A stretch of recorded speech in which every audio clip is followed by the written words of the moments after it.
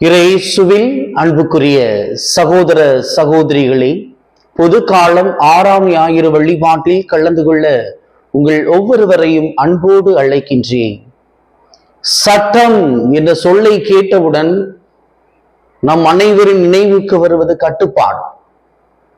பெரும்பாலானவர்களுக்கு சட்டம் என்பது நம்முடைய சுதந்திரத்தை பறிப்பதாக இருக்கின்றது. அது ஒரு சங்கிலியை போன்று நம்மை கட்டி போடுவதாக இருக்கின்றது என்று மனிதர்களாகிய பலர் நினைத்து கொண்டிருக்கிறார்கள்.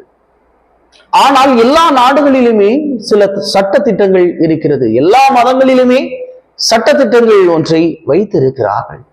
இந்த சட்ட திட்டம் தான் மனிதனை ஒரு அறநெறி கோட்பாடுக்கு அழைத்து செல்வதாக நாம் பார்க்க முடிகிறது. இயேசுவும் இதைத்தான் இன்றைய வழிபாட்டின் மைய சிந்தனையாக தருகிறார். நான் திருச்சட்டத்தை அழிக்க வரவில்லை, நிறைவேற்றவே வந்தேன் என்று கூறுகிறார். நிறைவேற்றுதல் என்றால் என்ன?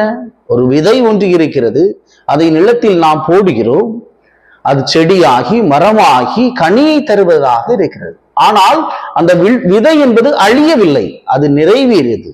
அதுபோல பழைய சட்டங்கள் இயேசுவில் நிறைவேறுகின்றனவாக இருக்கின்றன. அவை இன்னும் ஆழமாக சிந்திக்கின்ற போது மனிதர்களாகி நம் ஒவ்வொருவருக்கும் வாழ்வில் ஒரு உறுதியான நம்பிக்கை, நிலையான நம்பிக்கையை தருவதாக இருக்கின்றது. இந்த முதல் வாசகத்திலே பார்க்கின்ற போது, நீர் விரும்பினால் கட்டளைகளை கைக்கொள்ளலாம், உமக்கு முன் நெருப்பும் தண்ணீரும் உள்ளன, நீர் எதை விரும்புகிறீரோ அது உமது கையை நீட்டும் என்று கூறப்படுகிறது. இது நமக்கு தரும் செய்தி என்னவென்றால், நாம் தேர்வு செய்யும் உரிமை கொண்டவர்கள். மனிதர்களாகிய நாம் ஒவ்வொருவருமே நம்முடைய வாழ்வை தேர்ந்தெடுக்கும் உரிமை கொண்டவர்களாக நாம் இருக்கின்றோம். கடவுள் இந்த உலகிலே நம்மை ரோபோக்களை போன்று படைக்கவில்லை.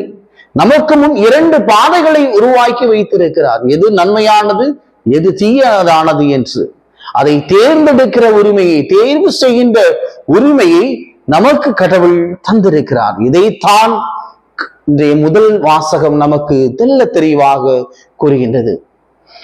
இன்றைய நற்செய்தியை பார்க்கின்ற போது இயேசு நம்முடைய வாழ்க்கைக்கு சில சட்டத்திட்டங்களை தருபவராக இருக்கிறார். அவைகளை நாம் கடைபிடித்து வாழ்கின்ற போது நம்முடைய வாழ்விலே நாம் இந்த சமூகத்திலே ஒரு சிறந்த மனிதனாக வாழ முடியும் என்பதைத்தான் அவர் இன்றைய நற்செய்தியின் வழியாக தருகின்ற செய்தியாக இருக்கின்றது. முதலாவதாக பார்க்கின்ற போது, கொலை செய்யாதே. நான் உங்களுக்கு சொல்கிறேன், தன் சகோதரன் சகோதரின் மீது கோபம் கொள்ளும், சினம் கொள்ளும் ஒவ்வொரு மனிதனும் தண்டனைக்கு உள்ளாவான் என்று கூறப்படுகிறது. ஒரு மருத்துவர் சொன்னார், நெஞ்சரிச்சலை அடக்கி வைப்பதும் நெருப்பை வீட்டுக்குள் பூட்டி வைப்பதும் போலதான் அது ஒரு நாள் வெடிக்கும், வீட்டை சாம்பலாக்கும் என்று. இந்த இதயத்திலே நாம் எவ்வாறு பலவிதமான சோகங்களை, மன அழுத்தங்களை நாம் புதைத்து வைக்கிறோமோ அது ஒரு நாள் வெடிப்பதாக இருக்கின்றது. கொலை செய்யாதே என்று இயேசு கூறுவது, கோபத்தை நாம் வேரோடு அருங்கள். ஏனெனில் கோபம்தான் கொலையின் விதையாக இருக்கின்றது.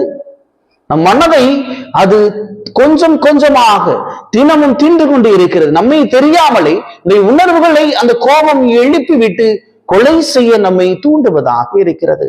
உளவியல் கூறுகிறது, கோபத்தை ஒப்புக்கொண்டு அதை ஆரோக்கியமாக கையாள கற்றுக்கொள்ளும் போது நம்முடைய மன அழுத்தம் குறைகிறது. அப்படி என்றால் நாம் நம்முடைய கோபத்தை நாம் குறைக்க வேண்டும் என்றால் நாம் மன்னிப்போடு வாழ வேண்டும். பிரியமானவர்களே, மன்னிப்பு என்பது பலவீனம் அல்ல, மாறாக அது மனதின் விடுதலை, உறவை வளர்க்கக்கூடியதாக ஒன்றாக இருக்கிறது. மத்தேயு நற்செய்தி 5வது அதிகாரம் 24வது வசனத்திலே கூறுகிறார், உன்னுடைய காணிக்கைகளை நீ பலிபீடத்தில் வைத்துவிட்டு உன் சகோதரன் மனத்தாங்கள் உனக்கு இருப்பினானால் முதலிலே அவரிடம் சென்று நீ சமாதானம் செய்துவிட்டு என்னிடம் வா என்று கூறுகிறார். அப்படி என்றால் இந்த கோபம் நாம் சமூகத்தில் வாழ்கின்ற போது சக மனிதர்களுடனும் உறவு கொள்ள தடையாக இருக்கின்றது, கடவுளோடும் உறவு கொள்ள தடையாக இருக்கின்றது. அப்படி என்றால் இந்த இயேசுவின் சட்டம், கொலை செய்யாதே என்று கூறுகிற இந்த சட்டம் நம்முடைய வாழ்விலே நம் மனதை சீர்படுத்த, உறவை வளர்த்து கொள்ள, மன்னிப்பை வளர்க்கின்ற ஒரு சட்டமாக இருக்கிறது. இது நம்முடைய ஆன்மீக வாழ்விற்கு ஒரு முக்கியமான ஒன்றாக இருக்கிறது. இரண்டாவதாக பார்க்கின்ற போது விபச்சாரம் செய்யாதே என்று கூறப்படுகிறது. நான் உங்களுக்கு சொல்கிறேன், ஒரு பெண்ணை இச்சையோடு பார்க்கும் போது எவனும் தன் உள்ளத்தில் அவளோடு விபச்சாரம் செய்து விட்டான் என்று. இந்த சட்டம் மிகவும் ஒரு கடுமையான சட்டமாக இருந்தாலும் சற்று ஆழமாக சிந்தித்து பார்க்கின்ற போது நாம் வாழ்கின்ற இடங்களிலே, சமூகங்களிலே, இன்றைய காலகட்டங்களிலே ஒரு பெண்ணை நாம் உடல் ரீதியாக பார்ப்பவர்களாக இருக்கின்றோம். நம்முடைய இன்பத்திற்கு பயன்படுத்தப்படும் ஒரு கருவியாக பார்க்கின்றோம். ஏனென்றால் பெரும்பான்மையான நேரங்களில் அந்த பெண்ணின் கனவுகள், அவளின் ஆசைகள், அவளின் எண்ணங்கள், ஏக்கங்களை நாம் பல நேரங்களில் புரிந்து கொள்வது கிடையாது. ஏனென்றால் நாம் வாழ்கின்ற இந்த உலகிலே பெண்களை இந்த நவீன உலகம் அவ்வாறு சித்தரித்து வைத்திருக்கிறது. நாம் வலைதளங்களில் சில படங்களை பார்த்துவிட்டு இன்றைய நவீன உலகில் நாம் மீடியாக்கள் சொல்வதை கேட்டுவிட்டு நாம் பெண்களை பெரும்பாலான நேரங்களில் உடல் அளவில், உள்ளத்தளவில் துன்புறுத்துபவர்களாக பார்க்கப்படுகிறோம். ஆனால் நம்முடைய பார்வை எதை நோக்கி செல்கிறது? அந்த சட்டம் என்ன கூறுகிறது என்றால் விபச்சாரம் செய்யாதே என்று கூறுகிறது. அப்படி என்றால் நான் அவர்களை ஒரு மாண்புள்ள மனிதர்களாக முதலிலே உற்று நோக்குகிறேனா? ஒரு சமூகம் எவ்வாறு ஒரு பெண்ணை நோக்குகிறதோ அதை வைத்துதான் அந்த சமூகத்தின் நாகரிகம் என்பது அளவிடப்படுகிறது. அச்சமூகம் வளர்ந்து வருகிறது. ஒரு சமூகம் பெண்களை மதித்து அவர்களுக்கு மாண்பும் மரியாதையும் கொடுக்கிறது என்றால் அந்த சமூகமானது ஒரு உயர்ந்த நிலைக்கு எட்டுகிறது. இயேசு இதைத்தான் இந்த 2வது சட்டத்திலே நமக்கு கற்றுத் தருபவராக இருக்கிறார். இயேசு அதைத்தான் கூறினார். விபச்சாரத்தில் பிடிபட்ட பெண்ணை பார்த்து கல்லால் எறிய வேண்டும் என்று சொல்கின்ற போது உங்களில் பாவம் செய்யாதவன் முதல் கல்லெறியட்டும் என்று கூறுகிறார். அப்படி என்றால் நாம் மாண்புள்ள மனிதர்களாக மாற வேண்டும். நாம் உலகிலே பெண்களையும் பார்க்கின்ற போது இச்சையுடன் பார்க்காமல் அவர்களும் நம்மளை போன்ற ஒரு மனிதர்கள் தான் என்று அவ்வாறு உற்று நோக்க வேண்டும் என்பதைத்தான் இயேசு இன்று தருகின்ற 2வது சட்டமாக இருக்கிறது. 3வது சத்தியம், பொய் சத்தியம் செய்யாதே. நான் உங்களுக்கு சொல்கிறேன், சத்தியம் செய்யாதீர்கள். உங்கள் பேச்சு ஆம் என்றால் ஆம், இல்லை என்றால் இல்லை என்பதாக இருக்கட்டும். நம்முடைய வாழ்க்கையில பெரும்பான்மையான நேரங்களில் சத்தியம் எதற்கு தேவைப்படுகிறது? நாம் பெரும்பான்மையான நேரங்களில் நேர்மையாக இல்லாமல் இருக்கின்ற போதுதான் சத்தியம் என்பது தேவைப்படுகிறது. நாம் பொய் சொல்ல வேண்டும் என்று காரணம் வருகின்ற போதுதான் சத்தியம் என்பது தேவைப்படுகிறது. இதனால் நம்முடைய தெய்வங்களை நாம் விற்பவர்களாக இருந்து கொண்டே இருக்கின்றோம். நாம் வாழ்கின்ற வாழ்வு, நம்முடைய சொல் பேச்சு ஒவ்வொன்றிலும் நேர்மை மிக்கதாக இருக்கின்ற போது நாம் சத்தியம் செய்ய தேவையில்லை. உளவியல் கூறுகிறது, பொய் சொல்வோர் 2 வாழ்க்கை வாழ்கிறார்கள்.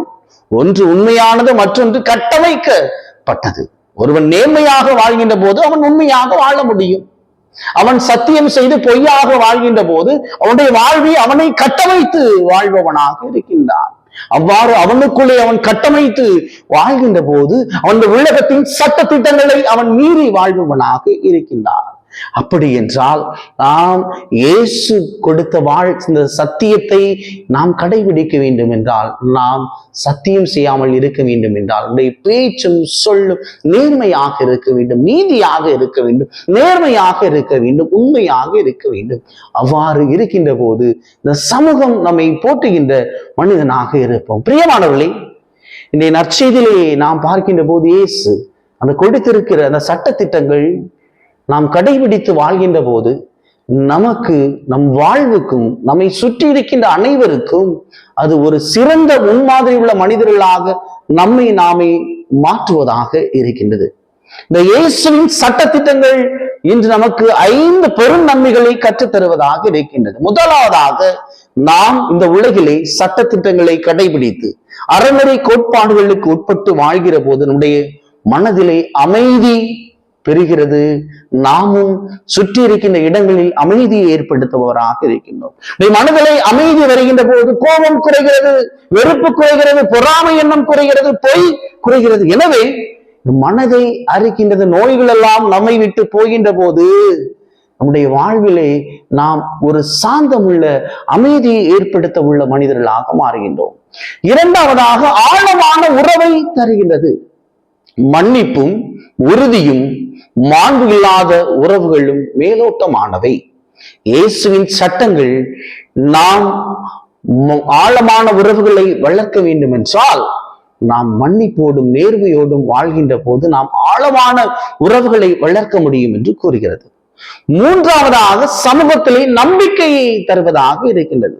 இந்த உலகிலே நமக்கு எப்போது ஒரு மரியாதை கிடைக்கும் என்றால் நம்முடைய பேச்சும் சொல்லும் சிறந்ததாக இருக்கின்ற போது, நம்முடைய பேச்சிலும் சொல்லிலும் உண்மையாக இருக்கின்ற போது இந்த உலகிலே நாம் நேர்மையாக வாழ முடியும். அவ்வாறு நாம் வாழ்கின்ற போது நாம் வாழ்கின்ற நம் குடும்பமும் செழிக்கும், நம்முடைய சமூகமும் செழிக்கும், நம்முடைய பொருளாதாரம் கலாச்சாரத்தில் மீது ஒரு சமூக நம்பிக்கை பிறக்கும். அதைத்தான் மூன்றாவதாக கூறப்படுகிறது. நான்காவதாக மனிதன் மாண்பின் பாதுகாப்பு. இந்த உலகிலே படைத்திருக்கிற ஒவ்வொரு மனிதனிலுமே கடவுளின் சாயல் இருக்கிறது.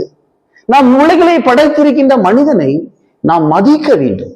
எல்லோருமே அவர்கள் எந்த தொழில் செய்தாலும் எந்த வேலை செய்தாலும் நாம் ஏழை பணக்காரன் என்று பாகுபாடு இல்லாமல் மனிதனை மனிதனாக மதிக்கின்ற போதுதான் இந்த மனிதனின் மாண்பு பாதுகாப்பு நம்மில் உருவாகிறது. ஐந்தாவதாக உண்மையான சுதந்திரம். எங்கே பிரச்சனைகள் அதிகமாக இருக்கும்? சட்டம் இல்லை என்றால், ஒரு ஒழுங்கு இல்லை என்றால் அங்கே பிரச்சனைகள் அதிகமாக இருக்கும். எங்கே அந்த ஒழுங்குகள் இல்லாமல் ஒரு கட்டுப்பாடு இல்லாமல் மனிதன் வாழ்கின்றானோ அங்கே பல பிரச்சனைகள் உருவாக்கப்பட்டு அங்கே பல பிரிவினைகள் காணப்படுவதாக இருக்கின்றது. உண்மையான சுதந்திரம் என்பது நாம் சட்டங்களை மதித்து அவை நமக்கு நாம் தேர்ந்தெடுத்து நம் வாழ்க்கைக்கு பயன்படக்கூடியவற்றை தேர்ந்தெடுத்து நாம் வாழ்கின்ற போது அங்கே உண்மையான சுதந்திரம் நமக்கு கொடுக்கப்படுவதாக இருக்கின்றது. பிரியமானவர்களே, இயேசுவின் சட்டம் அற்புதமானவை, ஆனந்தமானவை. ஒரு மனிதன் அந்த சட்டங்களை கடைபிடிக்கின்ற போது அவர்களை சிறந்த மாண்புமிக்க மனிதனாக உருவாகின்றது. நீ முதல் வாசகம் கூறுவது போன்று உனக்கு முன் நெருப்பும் தண்ணீரும் உள்ளன, நீர் எதை விரும்புகிறீரோ அதற்கும் கையை நீட்டும் என்று முதல் வாசகம் கூறுகிறது. இயேசு கூறுகிறார், நானே வழியும் உண்மையும் வாழ்வு என்றும். அப்படி என்றால் நாம் எதை தேர்ந்தெடுக்கிறோமோ அது நம்முடைய வாழ்வாக மாறுகிறது. நாம் நல்லவற்றை தேர்ந்தெடுத்து நல்ல சட்டங்களை தேர்ந்தெடுத்து மனித வாழ்வுக்கு நன்மை பயக்கக்கூடிய சட்டங்களை தேர்ந்தெடுத்து நாம் அதை வாழ்வாக்கின்ற போது நம்முடைய வாழ்வும் நன்றாக இருக்கின்றன, நம்மை சுற்றி இருப்பவர்களுக்கும் நன்றாக நாம் உருவாக்கக்கூடிய ஒரு மனிதர்களாக மாற்ற முடிகிறது. எனவே அன்பு உறவுகளே, சில சட்டங்களை நம்முடைய வாழ்விலை நாம் கடைபிடிக்கின்ற போது நம்முடைய வாழ்வுக்கு அதை நன்மை தருவதாக இருப்பதை இயேசு இன்றைய வார்த்தை வழிபாடு வழியாக இன்றைய வாரத்திற்கு நமக்கு தருகின்ற மிகவும் அருமையான செய்தியாக இருக்கிறது.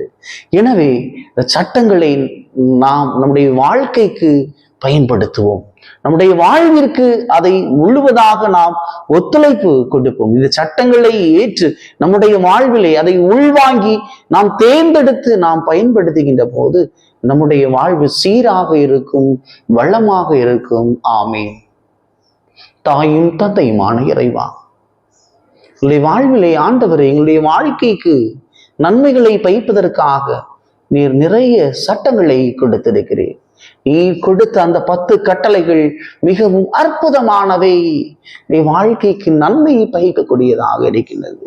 இயேசுவே, பல நேரங்களில் அந்த சட்டங்களை கடைபிடிக்காமல் வாழ்விலே நாங்கள் ஊதாரித்தனமாக வாழ்ந்து கொண்டிருக்கிறோம்.